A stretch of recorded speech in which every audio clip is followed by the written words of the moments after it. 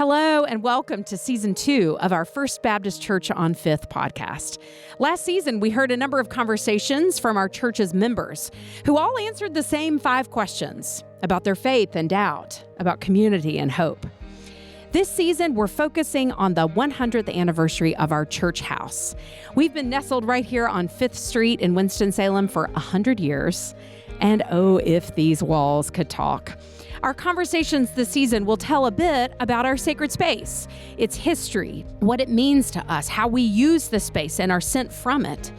But our conversations will also broaden to the experience of sacred space in general, how we find home in sacred spaces, what sacred space means to communities and neighborhoods and cities, what formation happens, and how then we live. Join us this season for the First Baptist Church on Fifth podcast. And thank you for listening.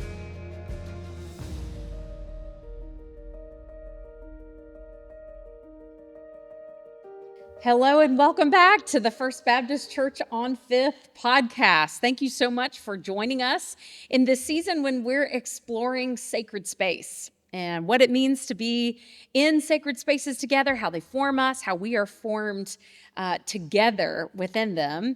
And our conversation partner in this season is none other than Paul McCraw. Paul, as I told you in our last episode, is our church historian after decades of being a wonderful local history teacher.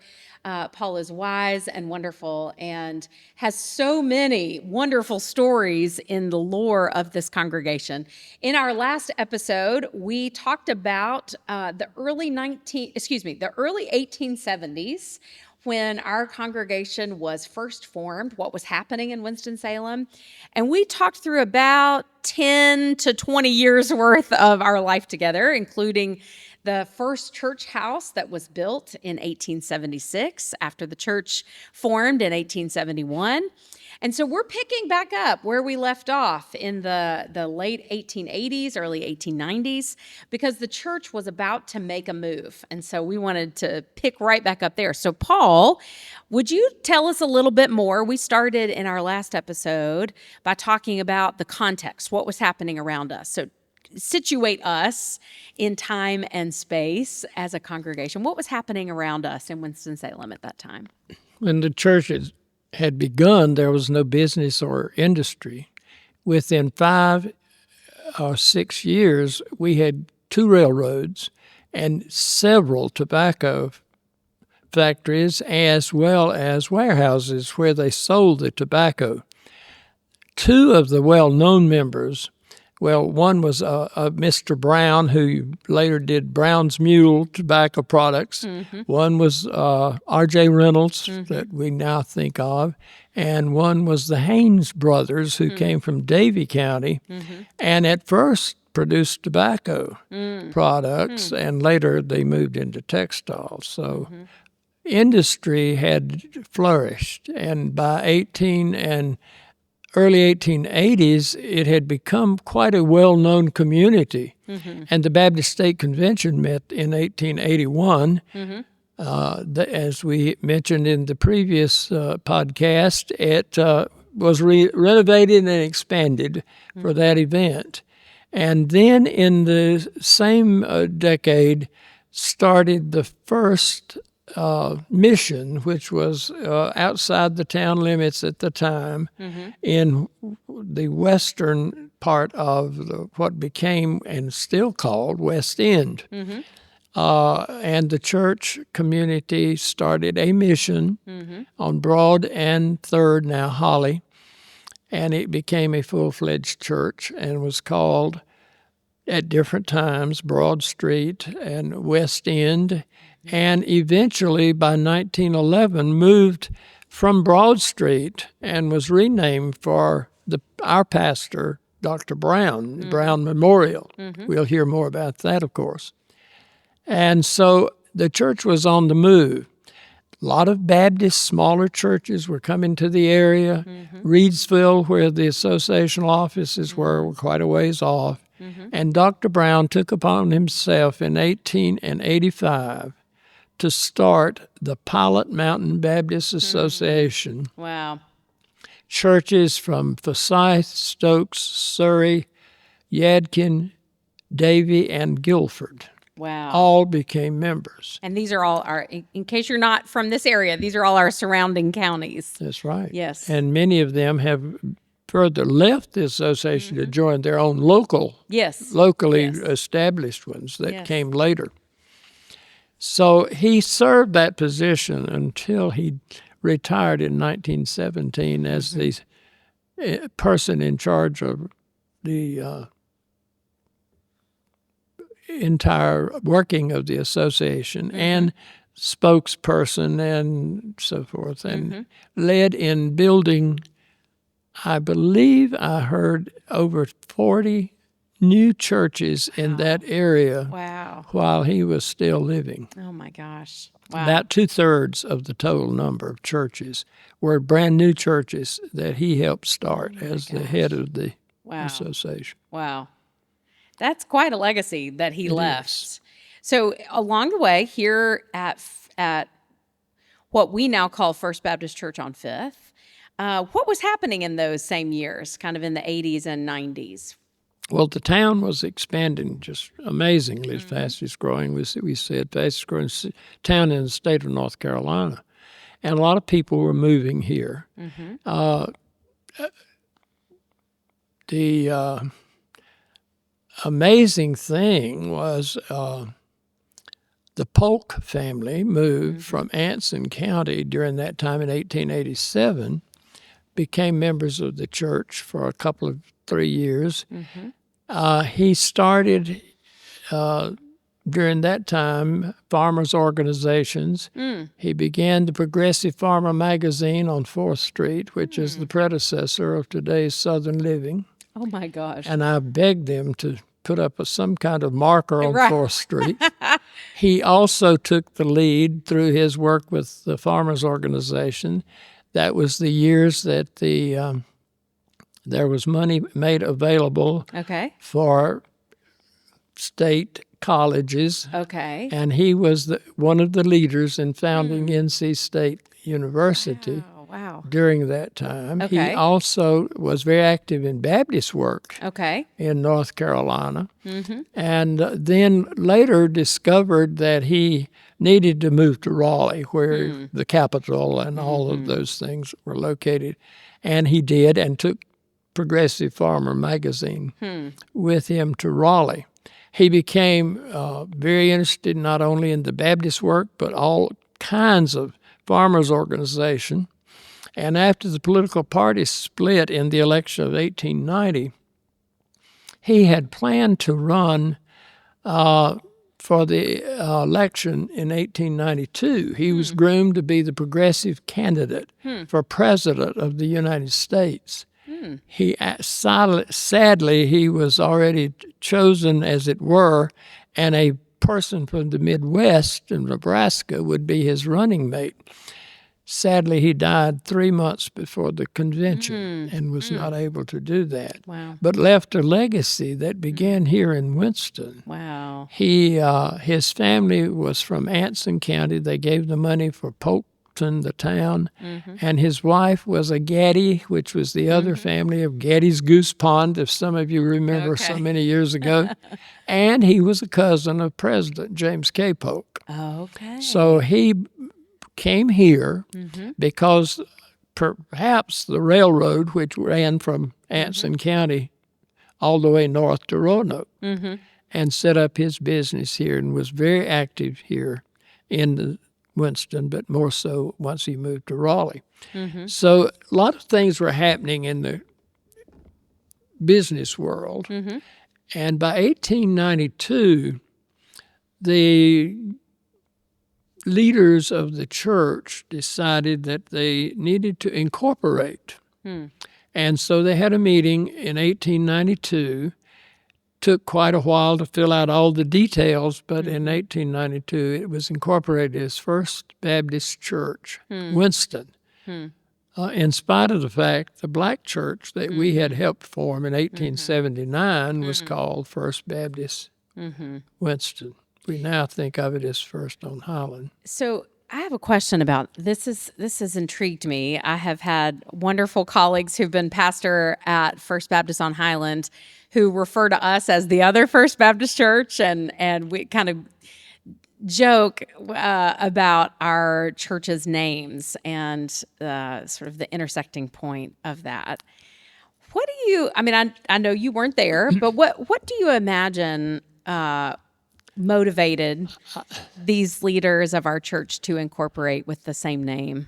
I can't have any idea of what that did, except to say that in much of North Carolina, more so in Eastern, till this day, the First Baptist Church in small towns are predominantly black churches, and the town's name is carried for the white church. They decided to do that at a time when perhaps there was a bit of racism. Yeah, maybe. that's what I was thinking. Sure. Yeah. But they had been a First Baptist Church at least 12 years before we were. Yes. So it's important for us to acknowledge we were not the First Baptist Church. That's I mean, right. we may have been the first to convene, but the first to hold the name First Baptist Church of Winston was our sister congregation. That's right. Yeah. That's a really important piece of our history, and I'm grateful that you gave voice to it so that we could wrestle with what that means and how we... I'm sure there was a lot of wrestling with it at the time. Sure. But it happened. Yeah, sure. And at the same meeting, they began to realize that the congregation was growing so fast. In spite of the fact they had started building churches that eventually was in all quadrants of the city, plus in Salem. And we mentioned this previously. You had North Winston, East Winston, South Side, West End, and then one in Salem. So that carried through to the early 1900s. And you know, I'm sitting here as I'm hearing you recite again all of these churches that were birthed from ours. So many of them bear the sort of geographic designation of where they started. And, I think about how we call ourselves First Baptist Church on Fifth. And that has always been important to me because we're not the only First Baptist Church. We're the one on Fifth Street. That's right. Our sister church is the one on Highland Avenue. And I appreciate now, I haven't thought of this until now, but I appreciate that this impulse really does root back to all these missions that we were involved in helping to plant that bear the name and the kind of the witness of their location. So thank you for making that connection for me. Well, North Winston became Northwest. Yeah, right. West End became Brown Memorial in 1911. Yes. And then merged, we'll talk about more later, with First Baptist again in 1935. That's right. South Side remained an independent church. It is now part of a multiracial organization, which seems to be a great thing. And Salem is still Salem Baptist. Yeah. And so that worked unusually well. Now tell us what happened. Okay, so we've just talked through 1892. And if my reading of history is correct, there was some sort of stirring in the membership as the church grew because all this industry was coming into the town. And there were some conversations that began right around that time about the existing church house. Was it sufficient? Tell us more about what happened then. Well, yes, and in 1896, they voted to start looking for a way to build a new church. I think they made a mistake in that they started with a architect's plan for what the church wanted it to look like. It was a very popular church at that time, and you still find them in a number of cities, including Hampton, Virginia. Okay. But you find that architecture. It was a pointed centerpiece, inside dome. It had entrance on a corner with a taller steeple and two smaller ones on the other two corners. And they wanted to build it just of that nature and that size. So they began to look for a place. The first, I think, was to have been diagonally across from First Presbyterian, where Our Lady of Fatima Catholic Church is now. And later, of course, that was the public library, the first Carnegie Library in Winston-Salem. But it was empty all the way from 4th down to 3rd and back. Well, they had taken the measurement, and it fit, they thought, the building. Oh, my goodness. And it was sold by two very prominent men here in Winston-Salem. And then they realized that the directions they had been given was from the middle of 4th to the middle of 3rd and out to the middle of Cherry. Oh, goodness. So it would not hold it. Now, of course, if it had held it, there would be no parking. Right. Because in the 1890s, most people still walked to church. Right. So that was probably a blessing in disguise. Yeah.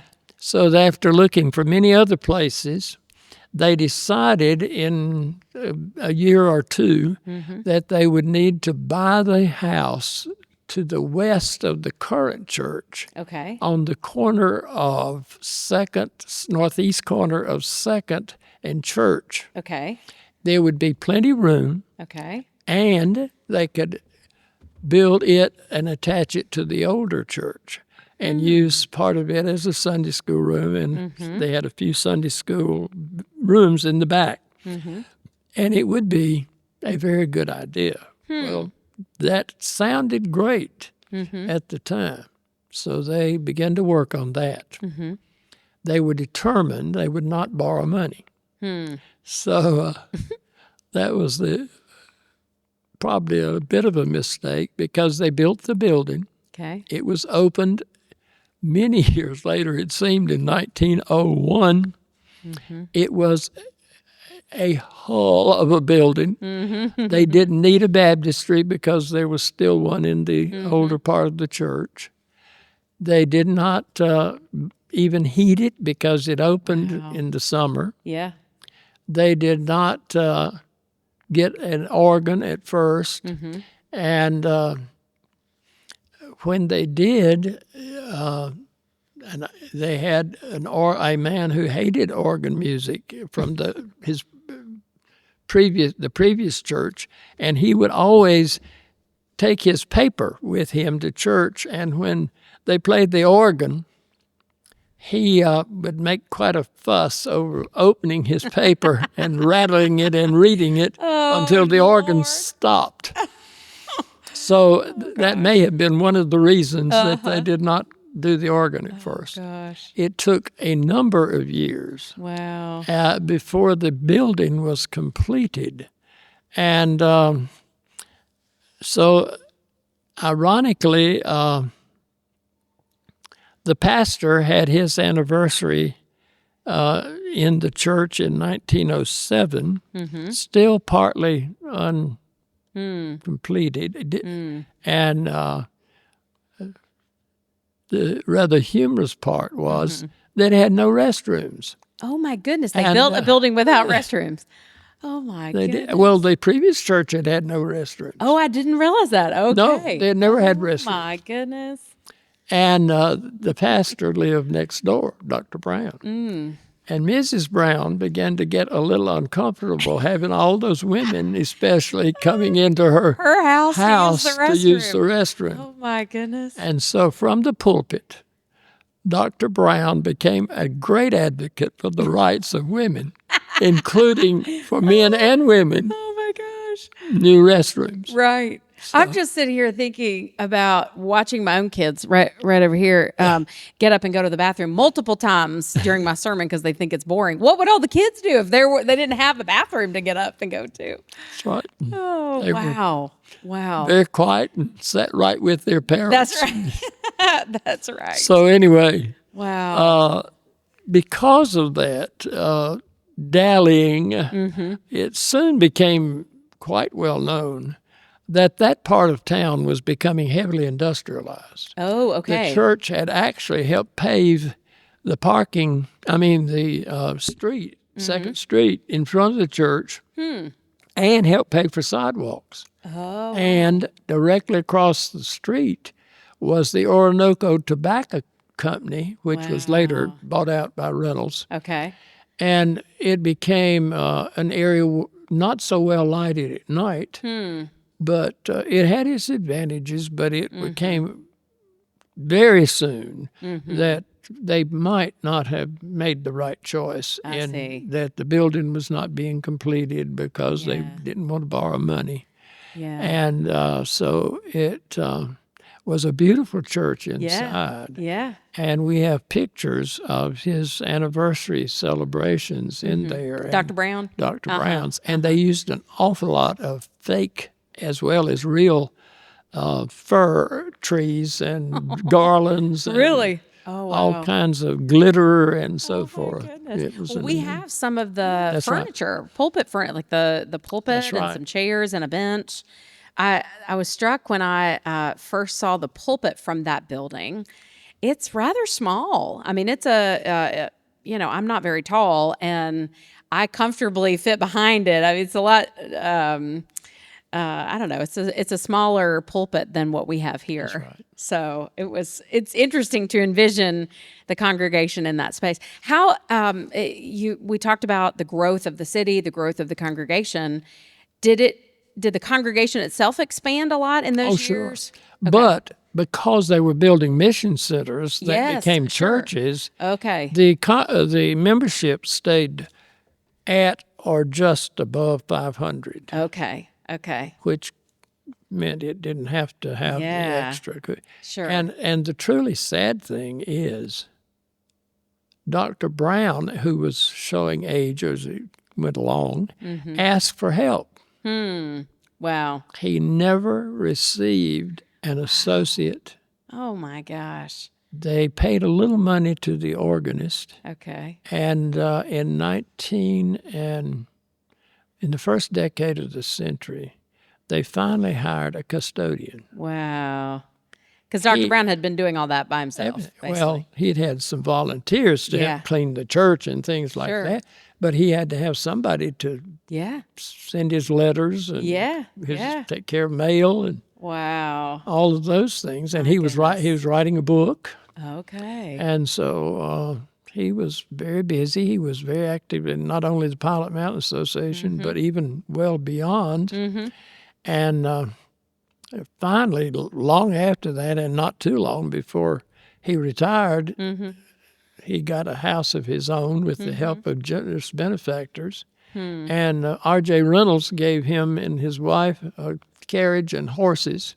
Thank goodness. And his grandson told me personally, he said, my grandmother was the one who rode the carriage. Oh. He said, my granddaddy wanted to walk.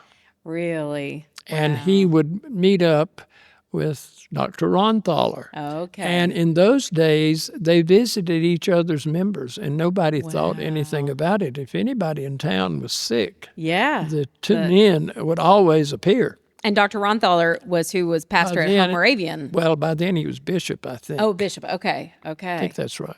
What is something that the membership at the time, how else did they use the building? Obviously, they gathered for worship and for other church events. How regularly were they gathering, and what were some of the ways that they used the space? I don't know if they had started a Sunday evening service at that time or not, but they'd have special revivals, and it wasn't the Hellfire and Damnation type exactly. Okay. And they had musical programs.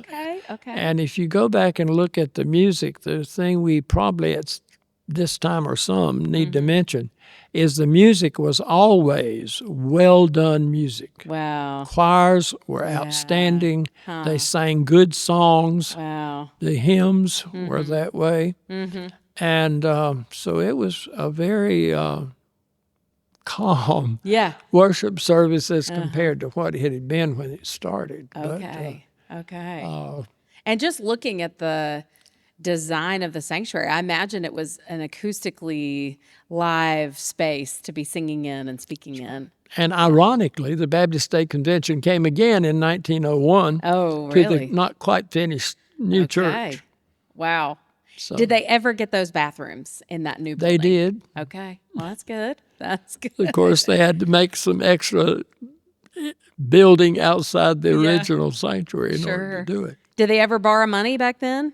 They borrowed some money for one of the items, and I've forgotten which one Okay. it was. But Okay. one time they borrowed money. Okay. Well, this is a good place to put a pin in our conversation. We're going to gather again because in the year 1913, not too long after where we are, the cities of Winston and Salem merged, and a lot happened both around our church and within our church that led us to where we are today and how this space was built. So, Paul, thank you so much for joining us in conversation as we got the second installment of the congregation's history and our second sacred space. We'll try to see what new work we'll find out. That's right. That's right. Intervening years. That's right. Friends, thank you for joining us for the First Baptist Church on Fifth podcast. Join us next time for our next episode. Thank you.